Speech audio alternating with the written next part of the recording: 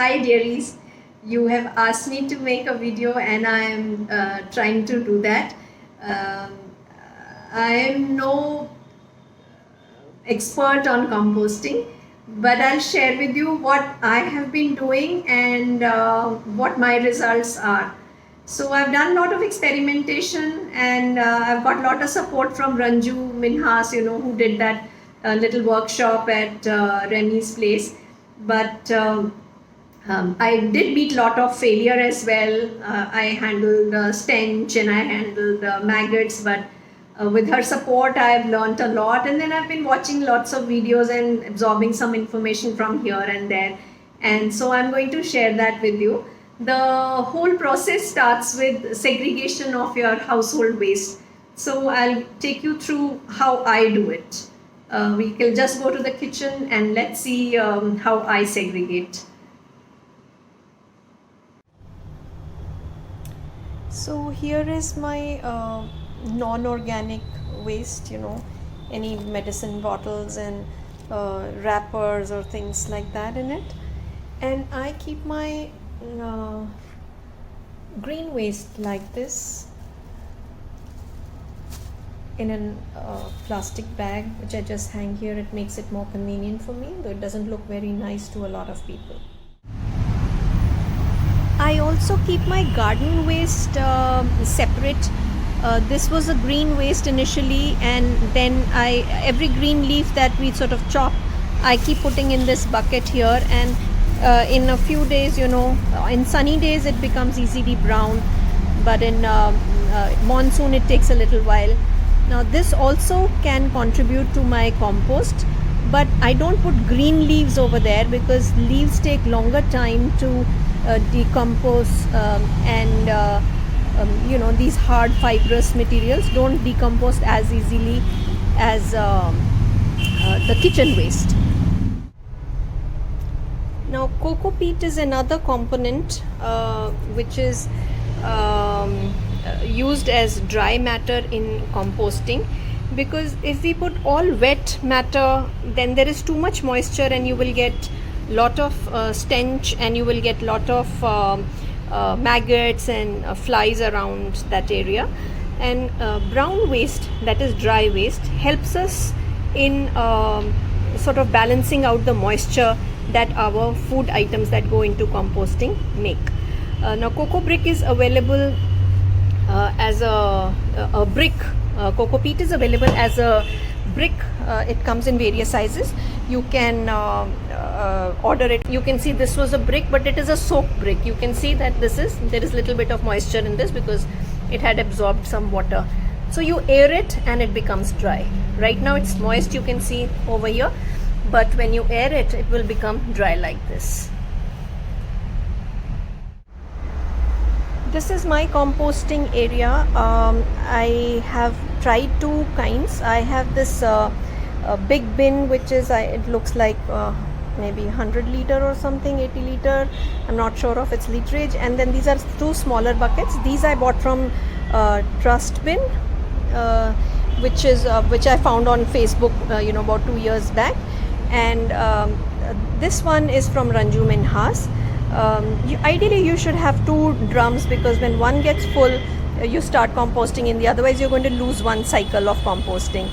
I use the smaller one. Sometimes I fill them up. They fill up in about a week's time, or sometimes lesser than a week, and then it gives me a faster production of the compost. Let's look inside the compost. Of course, don't get horrified when I show it to you. I have right now, to control moisture, I've got some newspaper on top of it, so that these are very new compost happening here. So yes, there is little bit of fungus, there is some smell, but obviously we are not supposed to keep it open. Usually there comes maggots on this area if there is too much moisture, which is what I try and avoid by putting just a newspaper on top. It picks up the air moisture from here.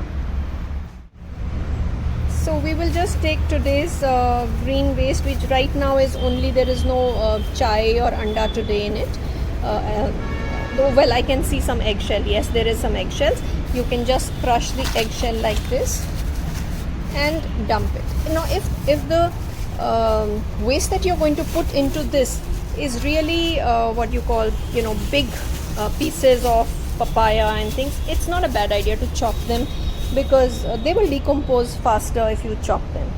And now after this I'm going to add a layer of coco peat, dry waste, so that takes up the moisture of these edible items.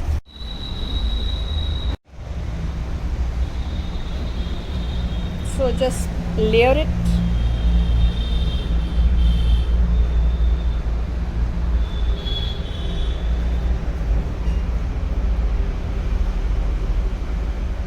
Put enough so that it gets covered and the moisture is sort of under it only. You can use a rake to mix it up as well, but according to Ranju, you really don't need to do it. I like to mix it a little bit, and it aerates it a little bit. It cleans up the sides, and I use the rake so your fresh material goes a little below. And I will put one more layer of coco peat, maybe another handful over this.